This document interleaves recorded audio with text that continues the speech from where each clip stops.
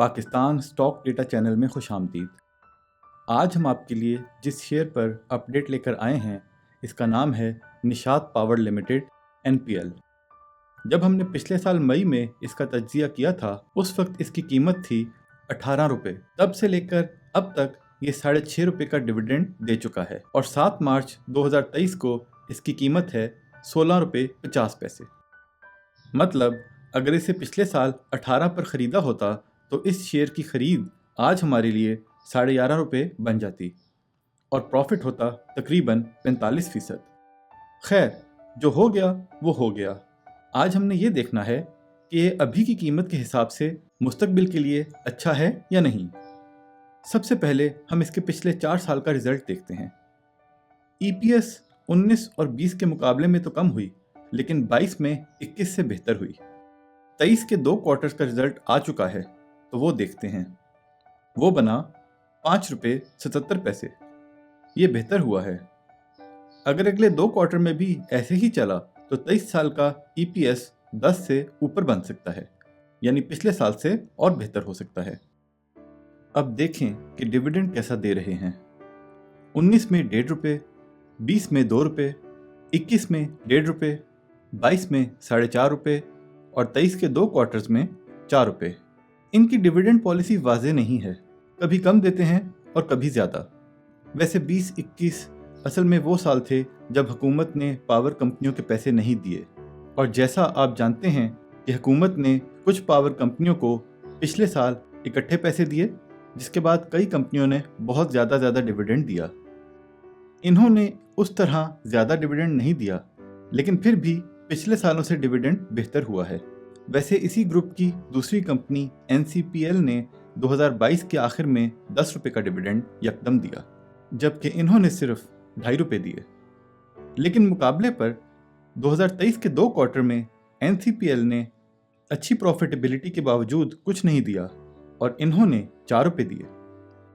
मतलब इस ग्रुप की कंपनियों का डिविडेंड प्रिडिक्ट करना मुश्किल है। अब ये भी हो सकता है कि आने वाले 2 क्वार्टर में भी ये 2-2 रुपये दें, और ये भी हो सकता है कि कुछ ना दें, क्योंकि साल में 4 रुपये का डिविडेंड तो पहले ही दे चुके हैं। लेकिन कुछ बातें हैं जिनसे हमारा ये अंदाज़ा है कि अगले आने वाले क्वार्टर्स में भी कुछ ना कुछ डिविडेंड दे सकते हैं। लाजमी नहीं ऐसा हो, लेकिन स्टॉक मार्केट तो खेल ही अंदाज़ों का है। जैसा कहा कि इन्हें हुकूमत से पिछले साल काफ़ी पैसे मिले, लेकिन बड़ा डिविडेंड नहीं दिया, तो इसकी एक वजह यह हो सकती है कि डायरेक्टर्स ने यही फैसला किया हो कि हर क्वार्टर में थोड़ा थोड़ा डिविडेंड देते रहना चाहिए, जैसा पिछले 3 क्वार्टर से मुसलसल दे रहे हैं।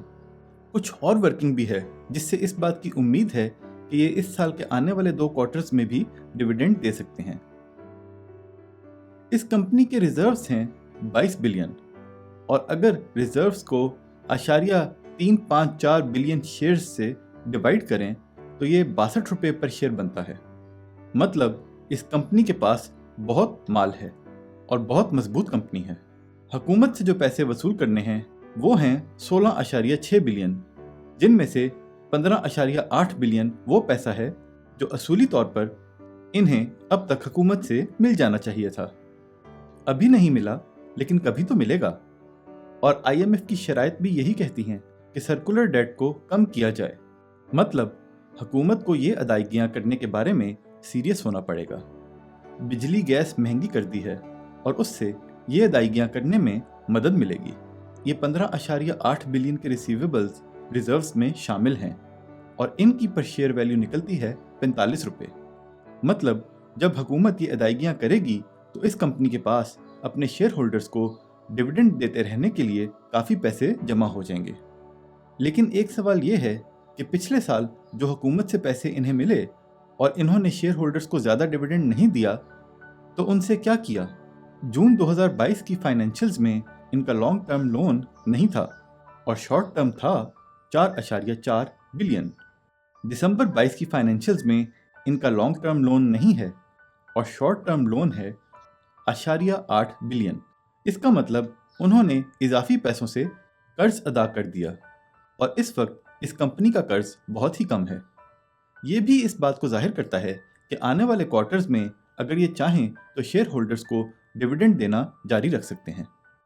अब जैसा देखा कि इनकी प्रॉफिटेबिलिटी अच्छी है और अगर ये ऐसे ही जारी रही और हमारे अंदाजे के मुताबिक सच में हर आने वाले क्वार्टर में 2 रुपये का डिविडेंड देना जारी रखा तो साल में 8 रुपये का डिविडेंड बनेगा और 16 रुपये का शेयर साल में 8 रुपये का डिविडेंड दे तो ये 50% यील्ड बनती है, या यूँ समझें कि 2 साल में शेयर मुफ्त हो जाएगा। इस शेयर का इतना कम रेट जुल्म है। खैर, जैसा कहा कि ये सब अंदाजे हैं क्योंकि ये कोई नहीं जानता कि ये कंपनी डिविडेंड ऐसे ही देती रहेगी या नहीं। लेकिन अगर मान लें कि ये बहुत ज़्यादा डिविडेंड नहीं देते और पूरे साल में 2 से 4 रुपये का डिविडेंड ही जारी रखते हैं, तब भी 16.5 रुपये में ये शेयर बहुत सस्ता है, ख़ुसूसन लॉन्ग टर्म के लिए। वैसे तो हम टेक्निकल एनालिसिस नहीं करते और उसकी बेस पे अपनी सरमायाकारी का फैसला नहीं करते, फिर भी पिछले 5 सालों में इस वक्त ये शेयर अपने लोएस्ट पे ट्रेड कर रहा है। और सिर्फ लोएस्ट पे ट्रेड करने से वो शेयर खरीदने के काबिल नहीं होता। खरीदने के काबिल इसलिए होता है जो हमने फैक्टर्स आपको पहले बताए कि प्रॉफिटेबिलिटी कितनी अच्छी चल रही है और डिविडेंड कितना अच्छा दे रहे हैं। अब आप खुद ये अंदाज़ा लगाएं कि क्या ये शेयर अच्छा है और मुस्तकबिल में आपको फ़ायदा दे सकता है या नहीं। इसके मुताबिक अपना फैसला करें, क्योंकि मुनाफे में मौज अपनी अपनी और नुकसान में दौड़ अपनी अपनी। अगर हमारा तज्जिया आपको पसंद आया तो वीडियो शेयर करें, चैनल सब्सक्राइब करें और दोस्तों से भी करवाएं। और जो लोग हमारे चैनल को सब्सक्राइब कर चुके हैं और हमारी वीडियोस देखते हैं, इनका शुक्रिया। अल्लाह के हवाले।